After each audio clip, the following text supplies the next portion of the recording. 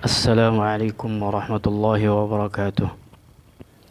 Bismillahirrahmanirrahim. Alhamdulillahirabbil alamin wassalatu wassalamu ala asyrafil anbiya'i wal mursalin sayyidina wa maulana Muhammadin wa ala alihi wa sahbihi ajma'in, amma ba'd. Puji syukur kepada Allah Subhanahu wa taala yang telah memberikan berbagai nikmatnya kepada kita, nikmat kesempatan, nikmat kesehatan, nikmat iman, nikmat Islam, nikmat ihsan. Alhamdulillah pada saat ini kita masih berikan kemampuan untuk menjalankan perintah Allah Subhanahu wa taala yang berupa menuntut ilmu. Mudah-mudahan apa yang kita lakukan mendapatkan ridha dari Allah Subhanahu wa taala. Amin Allahumma amin. Amin. Baik, melanjutkan perjalanan pelajaran kita selanjutnya yang tak kalah pentingnya pada saat ini adalah bab tentang hal-hal yang membatalkan puasa. Ini penting sekali karena kalau kita lihat dari definisi puasa, bahwasanya puasa adalah, siapa yang tahu puasa? Apa definisi puasa? Puasa adalah al-imsaku an jami'il mufattirat min tulu'il fajri ila ghurubi syamsi biniyatin makhsusah. Ini definisi ulama-ulama Syafi'i dan Syafi'iyah, bahwa puasa adalah menahan dari segala sesuatu yang membatalkan puasa. Waktunya dimulai dari terbitnya fajar. Ingat ya, terbitnya fajar, bukan terbitnya matahari, tapi terbitnya fajar sampai terbenamnya matahari dengan niat khusus. Untuk itu pada kesempatan kali ini insya Allah kita akan kupas tuntas apa saja yang membatalkan puasa dan apa saja yang membatalkan pahala puasa. Menurut penelitian Imam Al-Ghazali, bahwasanya puasa itu ada tiga macam. Ada tiga macam. Yang pertama shaumul umum, yakni puasanya orang-orang awam. Puasanya orang-orang awam yaitu puasanya orang yang menahan atau menghindari dari hal-hal yang membatalkan puasa, makan, minum, jima, dan sebagainya. Ada juga yang kedua, puasanya orang-orang khusus, shaumul khusus, beliau menyebutkan al-khawas, yaitu puasanya orang-orang yang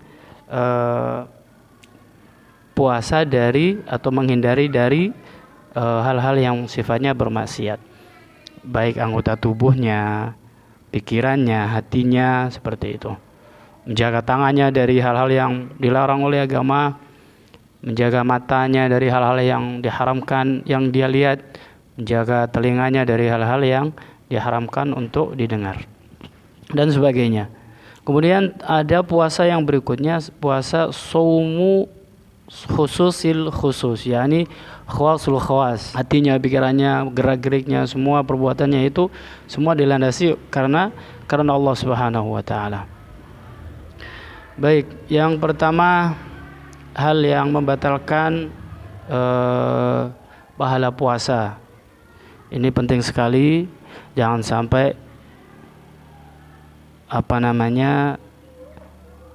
jangan sampai terjadi pada diri kita. Baik, dalam sebuah hadis Rasulullah Muhammad SAW bersabda, "Kam min sha'imin laisa lahu min siyamihi illa al-ju' wal 'atash." Rasulullah Muhammad SAW bersabda, betapa banyak orang yang puasa tapi orang tersebut tidak mendapatkan apapun dari puasanya kecuali haus dan kecuali lapar dan haus. Hadis yang diriwayatkan oleh Imam Ahmad dan Ibnu Majah. Ini mengindikasikan bahwa ada beberapa hal yang untuk ukuran umum puasa orang tersebut dihukumi secara umum puasanya sah, namun tidak ada pahala apapun, hanya mendapatkan lapar dan dahaga. Ini jangan sampai terjadi. Nah, hal-hal demikian ada penyebabnya, hal-hal yang menyebabkan pahala puasa itu bisa tidak didapat. Apa itu? Yang pertama adalah al-ghibah. Al-ghibatu, ghibah. Apa itu ghibah? Dzikruka akhakal muslima bima yakrahu walau kunta shadiqan. Ghibah adalah perkataanmu tentang saudaramu yang muslim, di mana jika saudaramu itu mendengarnya maka dia tidak senang walaupun perkataanmu itu benar. Nah, ini namanya ghibah. Walaupun perkataannya benar, walaupun benar, sesuatu itu benar ada pada diri orang tersebut, tapi orang yang diomongin itu tidak suka, maka itulah namanya ghibah. Nah, bagaimana kalau yang dikatakan itu tidak benar, yang benar saja itu namanya ghibah, kalau yang tidak benar lebih lagi, lebih membatalkan puasa lagi. Itu namanya fitnah. Jadi orang yang sangat merugi tentunya ya, puasa dari pagi sudah kelaparan, sudah kehausan, ternyata dia ngomongin saudaranya yang lain, maka hilanglah pahala puasanya. Jadi otomatis orang-orang yang seperti ini tuh orang yang tragis, digolongkan orang-orang yang tragis nanti di akhirat nanti. Gimana nggak tragis? Pahala puasanya yang sangat berharga itu dikasih pada orang yang dia benci. Wal'iyadzubillah. Mudah-mudahan Allah menjaga kita semua dari al-ghibah. Yang berikutnya adalah an-namimah. Apa itu namimah? Wa hiya naqlu kalam biqasdi qa'il fitnah. Menyebarluaskan fitnah. Ini kita hindari untuk menjaga pahala puasa. Yang ketiga adalah al-kadzibu. Yang ketiga berkata bohong. Wa huwa al-ikhbaru bi ghairil waqi', yaitu perkataan bohong. Bohong itulah intinya. Bohong dikit-dikit bohong. Hati-hati, ini bisa menghilangkan pahala puasa. Ya, bukan hanya ya siapa saja ini. Kita, saudara kita, keluarga kita. Biasanya yang dilakukan yang banyakkan orang-orang ini nih, biasanya, enggak semua tapi biasanya yang biasa bohong ini kalau kita menemui di pasar, banyak yang di pasar. Kalau masalah harga udah banyak bohongnya. Walaupun enggak semuanya. Yang berikutnya, yang keempat, yang membatalkan pahala puasa, an-nadharu lima yahrumu au lima yahillu bisyahwatin. Melihat sesuatu yang haram maupun yang halal dengan syahwat. Melihat sesuatu dengan syahwat, baik itu sesuatu yang halal maupun yang terlebih-lebih yang haram. Ayyal tadhu bin nadhari, yakni sekiranya dengan penglihatan itu dia merasa menikmati pemandangan maksudnya pemandangan yang haram dengan syahwat. Berikutnya yang kelima, al-yaminu al-kadzibatu, ay al-halifu al-kadzibu, yakni sumpah palsu. Barang siapa yang sumpah palsu ketika puasa, maka pahala puasanya hilang. Yang dia dapat hanyalah haus dan kelaparan. Yang keenam, qaulu zur wal fuhsyu wal amalu bih, yakni perkataan-perkataan yang lacut, perkataan yang buruk, perkataan yang yang mengandung caci maki, misuh-misuh, dan juga perbuatan-perbuatan yang tercela lainnya. Itu juga bisa bisa menghilangkan pahala puasa. Wal'iyadzubillahi min dzalik. Mudah-mudahan Allah Subhanahu wa taala jauhkan kita semua dari hal-hal yang membatalkan pahala puasa. Sayang sekali, sudah puasa dari pagi sampai kelaparan, sampai kehausan, ternyata tidak mendapatkan apa-apa. Sebagaimana yang disebutkan oleh Rasulullah dalam sebuah hadisnya tadi yang kita baca, kam min shaimin laisa lahu min siyamihi illa al-ju' wal 'atash. Yani berapa banyak, dan ini banyak, kata Rasulullah sendiri mengatakan bahwa betapa banyak gitu, banyak sekali, berarti orang ini ada gitu. Ada orang yang berpuasa, bahkan banyak sekali orang yang berpuasa dan tidak mendapatkan apa-apa dari puasanya kecuali kelaparan dan kehausan. Baik, yang kedua, ini yang penting, yang tak kalah pentingnya juga, bahwa kita harus tahu segala hal yang membatalkan puasa. Membatalkan puasa dan harus qadha. Apa saja itu yang membatalkan puasa dan mewajibkan qadha? Yang pertama adalah ar-riddatu. Ar-riddatu itu murtad. Wa hiya qad'ul islami bi niyatin aw qawlin aw fi'lin walau kanatil riddatu lahzatan wahidatan. Yakni putusnya Islam dengan niat atau dengan perkataan atau perbuatan, walaupun murtad tersebut cuman beberapa saat, hanya sesaat. Yang kedua yang membatalkan puasa dan harus diqadha adalah al-haidhu wan nifas wal wiladatu walau lahzatan minan nahar. Haid, nifas, melahirkan, walaupun cuman sesaat ketika siang hari, dari siang. Misalkan contohnya begini, dari pagi sudah puasa, kemudian siang sudah asar, mau maghrib gitu ya, mau berbuka, ternyata datang haid, maka puasanya batal dan itu harus diqadha nanti di hari kemudian. Haid itu darah kotor, jadi yang keluar dari alat kelamin perempuan. Biasanya haid itu ada yang biasanya haid itu rata-rata 14 hari. Paling sedikit 1 hari, paling banyak 14 hari. Kalau sudah lebih dari 14 hari itu bukan darah haid lagi, tapi itu darah istihadhah. Kemudian an-nifas adalah darah yang keluar setelah orang melahirkan. Jadi setelah orang melahirkan itu keluar darah. Nama darahnya adalah darah nifas. Waktu darah nifas ini secara umum ulama fikih biasa terjadi itu paling sedikit 1 hari, paling banyak 60 hari. Itu nifas. 1 hari sampai 60 hari. Rata-rata orang nifas itu 40 hari. Jadi darah nifas itu minimal 1 hari, maksimal 60 hari. Tapi rata-rata 40 hari. Wal wiladatu dan wiladah. Wiladah ini darah yang menyertai bayi ketika melahirkan, atau juga termasuk wiladah ini darah yang keluar sebelum melahirkan. Itu digolongkan darah al-wiladah. Kemudian yang berikutnya yang nomor 5. Jadi yang pertama riddah,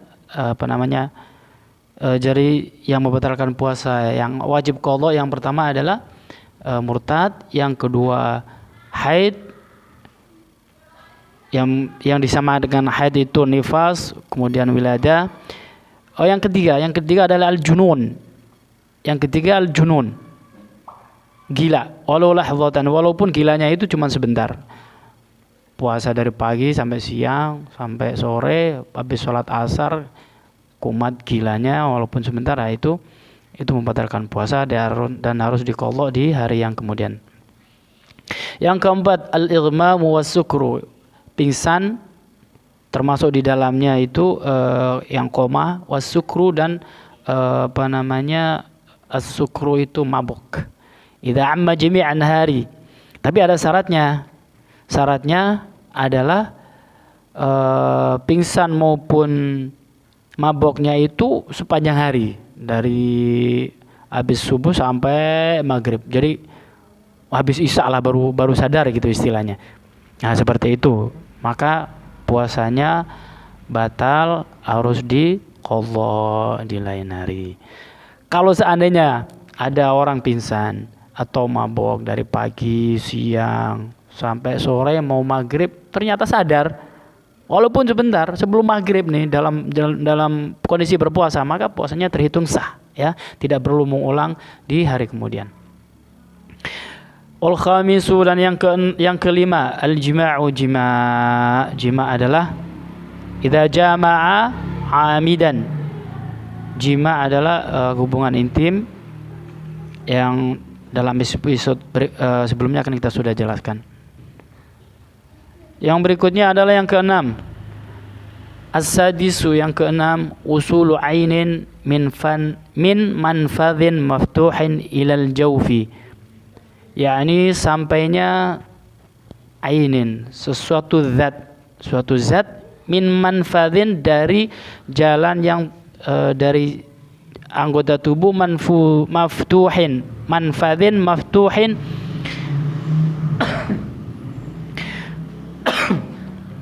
dari anggota tubuh yang terbuka ilal jawfi ke dalam. Jadi masuknya sesuatu suatu zat melalui lubang anggota badan yang 7 ya, umumnya yang 7. Dalam fikih Syafi'i itu yang dimaksud lubang yang maftuh di sini adalah 2 lubang hidung, kemudian tambah mulut jadi sudah 3. Kemudian ditambah kuping atau telinga 2. Jadi 2 ditambah 1 ditambah 2 jadi 5. Yang kemudian yang kubul sama dubur, yang ke-6 dan yang ke-7. Apapun yang masuk dari 7 lubang tersebut dengan yang berupa zat benda maupun zat cair itu membatalkan puasa. Hati-hati, ini banyak yang tidak tahu. Nanti seenaknya saja nanti ya. Contoh yang seenaknya itu contohnya kayak apa? Misalkan kayak pas puasa korek-korek kuping pakai katembak terus masukin sampai ke dalam sampai dalam, nah itu juga bisa membatalkan puasa. Makanya sebagian ulama ada yang mengatakan kam min shaimin muftir. Betapa banyak orang yang berpuasa tapi batal. Ya karena apa? Karena itu melakukan hal-hal yang membatalkan puasa. Gitu. Makanya sedetil mungkin kita paling enggak harus tahu hal-hal yang membatalkan puasa. Usulu ainin di sini disebut usulu ainin adalah sesuatu zat. Nah, berarti mengecualikan kharaja bihi al-hawa, mengecualikan al-hawa, udara. Jadi udara kalau seandainya masuk ke jauh ke dalam tubuh kita yang berupa udara itu tidak membatalkan puasa. Jadi yang berupa ain ya, ain ada zatnya. Kalau udara apalagi itu sesuatu yang masuk, yang kita hirup ini, nah itu tidak membatalkan puasa karena itu berupa udara. Yang berikutnya, yang nomor berapa ini? Nomor 7. Yang nomor 7 al-istimna'u. Al-istimna'u itu talabu khurujil maniyyi imma biyadihi aw biyadi halilatihi aw bifikrin aw nadharin in alimal inzala fihima aw bimudaja'ah fa idza anzala fi ihda hadhil halat batala shaumuh. Yang ketujuh adalah ya bahasa sederhananya itu onani. Jadi onani itu bisa membatalkan puasa. Baik onaninya itu dengan tangannya sendiri atau dengan tangan istrinya dan sebagainya sampai keluar mani, maka itu membatalkan puasa. Yang ke-8, ats-tsamin al-istiqaah. Apa itu al-istiqaah? Ay talabu wa ta'ammudu khurujil qai'i fayubtilu walau kana qalilan. Menyengaja agar muntah yang disengaja. Begitu. Maka itu akan membatalkan puasa walaupun itu hanya sedikit. Misalkan ada kayak semacam air saja itu. Air saja. Tapi ini disengaja. Kalau tidak sengaja tidak masalah. Ini yang disengaja ya. Kalau disengaja maka batal. Al-qai'u, apa itu al-qai'? Al-qai'u huwa at-ta'amu alladhi ya'udu ba'da mujawazatil halqi walau ma'an. yaitu muntahan adalah makanan yang kembali setelah melewati al-halq walau ma'an. Makanan yang kembali melalui halq tenggorokan walaupun itu air. Walau lam yataghayyar ta'muhu wa launuhu, walaupun tidak berubah warna maupun rasanya air tersebut.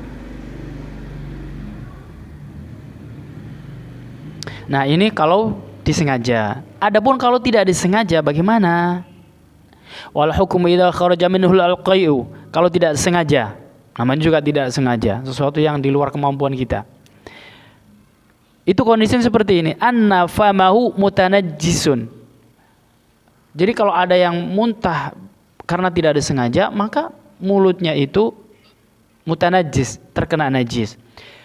Fayajibu alaihi ay yaghsilahu wa yubaligha fil madmadati hatta yanghasila jami'u ma fi famihi min haddihi al-zahir wa la yubtilu as-sawma idza sabaqahu al-ma'u ila al-jawfi biduni ta'ammudin lianna izalatan najasati ma'muratun biha. Kalau ada orang yang muntah dan muntahnya itu tidak sengaja, maka dia harus membersihkan mulutnya itu karena mulutnya tersebut kan najis. Maka dia harus berkumur-kumur.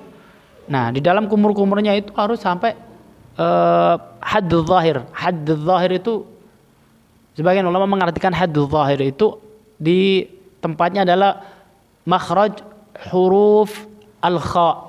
Makhraj huruf al-kha. Makhraj huruf kha itu ada di adna al-halq. Jadi begini, huruf-huruf halq, huruf-huruf tenggorokan itu ada 6. Ada kha, ada ghin, kemudian ada ha, ada ain, kemudian ada ha, ada a. Al-hamzah sama ha. Nah, hamzah sama ha itu ada di aqsa al-halq, di sini di ujung. Itu hamzah sama ha. Kemudian al-ha dan ain, ha dan ain ada di wasat al-halq, ada di tengah tenggorokan. Nah, ini yang kha yang dimaksud wal kha wal ghin. Kha itu ada di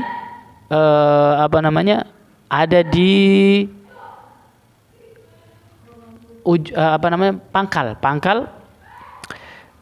apa ini namanya, pangkal tenggorokan. Astagfirullahaladzim, susah banget nyebutnya, di pangkal tenggorokan. Maka kalau sedang membersihkan muntah dari itu, berkumur-kumurnya harus sampai huruf kha.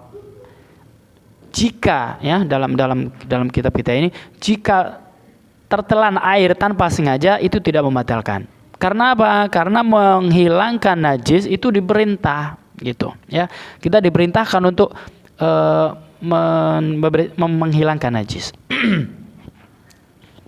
Jadi seperti itu, hukum muntahan adalah kalau tidak disengaja dia muntah sendiri, maka harus dibersihkan saja. Dibersihkan, bersihnya itu sampai huruf kha. Jadi air dikumur-kumur sampai gitu, kemudian dimuntahkan.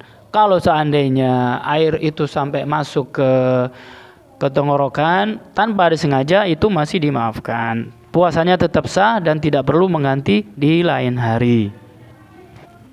Nah, ini ada beberapa hal.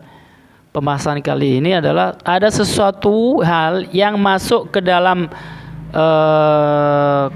jauh ke dalam tubuh kita dari pintu yang 7 tadi itu, tapi tidak batal. Jadi ada yang masuk dalam tubuh kita melalui jalur yang 7 itu, mulut, kemudian hidung, lubang hidung, 2 hidung, telinga, 2 telinga, kemudian kubul dan dubur, tapi itu tidak batal. Nah, ini pembahasan yang sedikit antik ini. Ada hal yang masuk dalam tubuh kita tapi tidak membatalkan puasa. Dimaafkan, ini sesuatu yang dimaafkan gitulah istilahnya. Apa saja itu? Yang pertama adalah ma wasala ilaihi binisyanin. Sesuatu yang masuk ke dalam jauf itu karena lupa. Jadi misalkan kalau kita lagi puasa, pagi-pagi sudah terbiasa sarapan gitu ya. Biasa sarapan. Pagi-pagi sudah sarapan, ternyata lupa pada hari itu. Langsung saja ya kan, habis pulang sholat jamaah subuh, langsung ke rumah, langsung ke dapur, makan dah. Setelah makan baru sadar tuh, udah kenyang, udah minum segala macam baru sadar. Oh ya Allah, aku puasa ini ya. Nah, hal yang semacam ini karena makan dan minumnya itu karena lupa, maka puasanya sah, tidak batal. Gitu, karena lupa. Ini sebetulnya sih nggak ada orang bisa lupa karena makan, nggak bisa. Maksudnya di sini lupa adalah lupa bahwa dia itu sedang puasa. Jadi makannya sih ingat, lupanya itu karena sedang puasa. Maka orang yang seperti ini puasanya tetap sah dan pada saat itu melanjutkan puasanya. Tidak perlu mengganti di hari kemudian. Yang kedua, mawasala ilaihi ma'al jahli bi fitrihi wa kana al-jahilu mimman yu'dzaru bi jahli. Yang kedua adalah orang yang batal karena puasanya dan dia tidak tahu bahwa itu batal. Ada ya orang yang ya masih ada. Jadi orang yang contohnya misalkan ya orang baru masuk Islam gitu kan. Ya karena dia belum tahu, begitu baru kemarin masuk Islam, kemudian datang bulan Ramadan dia puasa, ikutlah orang-orang seperti orang umum. Ternyata nggak tahu dia bahwa dia makan aja siang makan.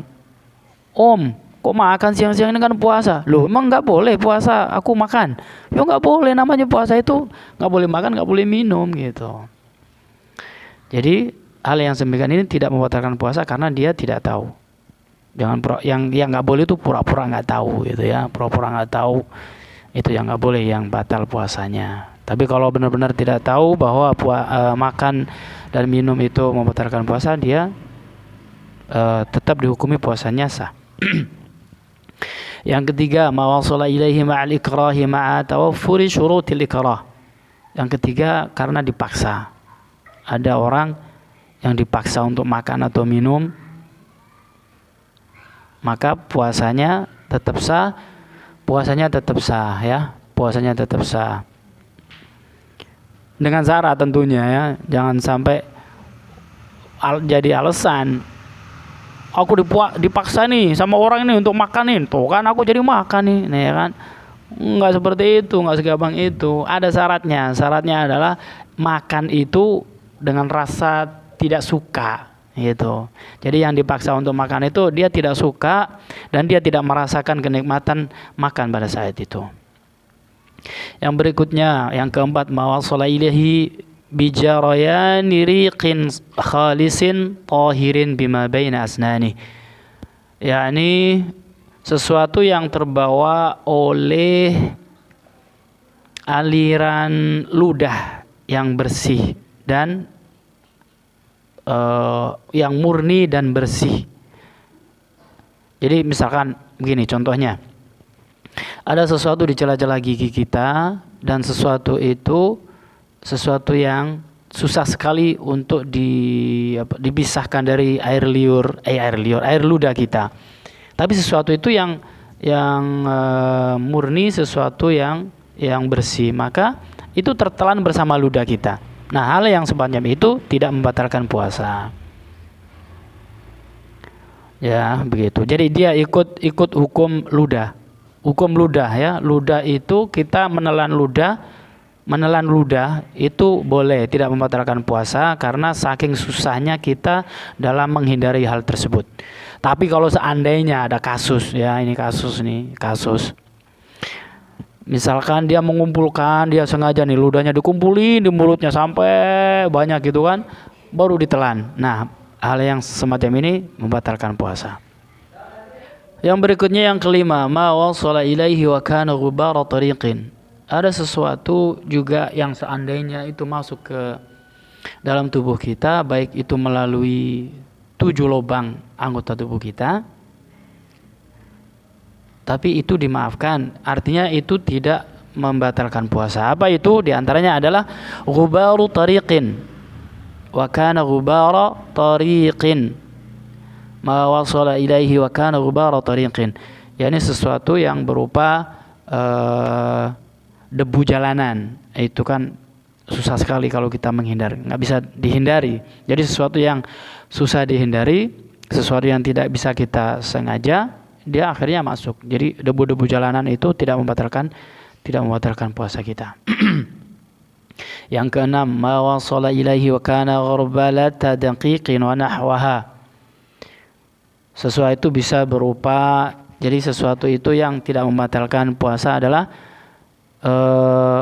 debu apa namanya ini? Ya, itu loh, debunya tepung.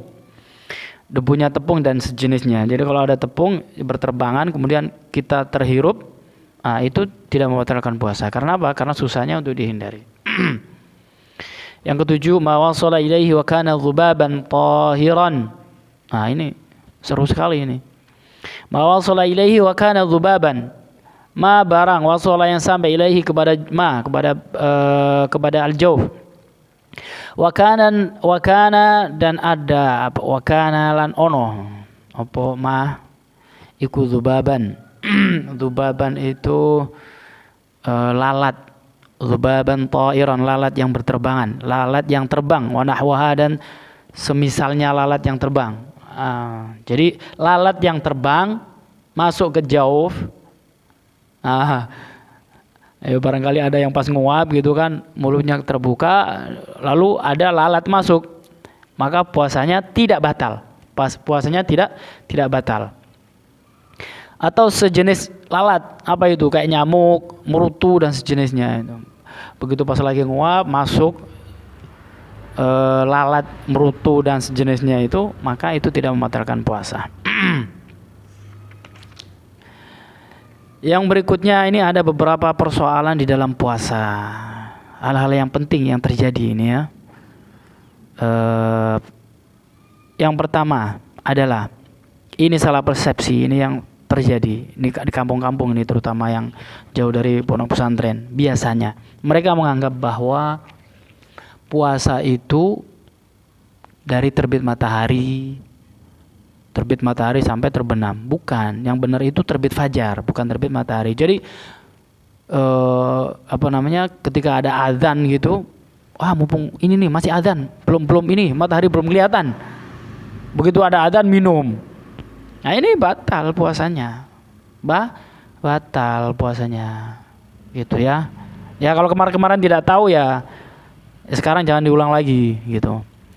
Jadi puasa itu dimulai dari terbit fajar. Terbit fajar itu ya azan itu waktu subuh. Kalau sudah azan itu kan beberapa menit sudah lewat dari waktu fajar itu sebetulnya. Jadi kalau azan itu sebetulnya sudah start, sudah mulai jalan. Jadi kalau ada yang masih minum makan ketika azan, ya itu jelas tidak sah puasanya. Harus ganti di hari berikutnya, di hari bulan yang lain. Yang pertama ini ada persoalan ada anak kecil. Misalkan anak kecil itu belum balik. Pada saat itu ternyata siang-siang sudah datang balik, ya sudah balik. Nah, untuk anak kecil seperti ini, itu dia harus ya wajib untuk al-imsak, tidak makan dan tidak minum, untuk menghormati bulan Ramadan. Karena awalnya memang di hari sebelumnya kan memang dia masih belum wajib, tapi ketika dia sudah balik maka otomatis pada saat itu sudah kena hukum wajib puasa. Ada juga yang orang semacam musafir, ya kan, sudah bepergian, kemudian di suatu tempat, kemudian dia sudah berniat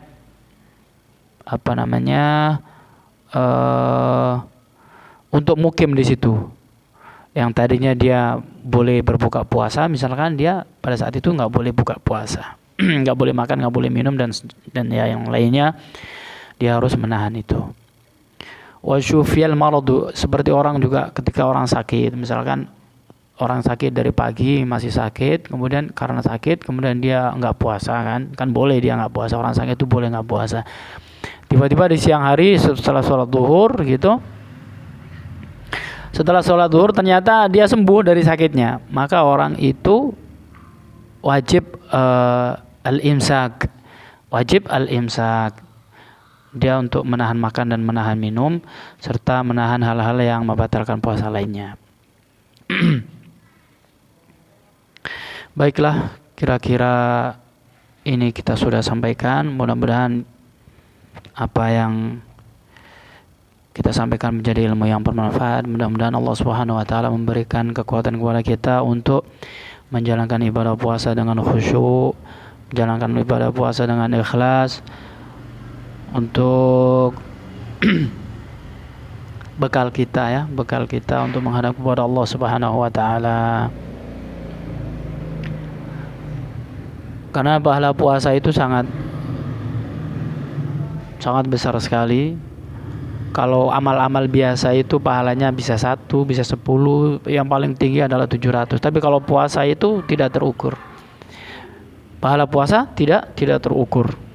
Kalau puasanya sah, puasanya diterima oleh Allah Subhanahu wa taala, puasanya itu pahalanya bisa berlipat ganda.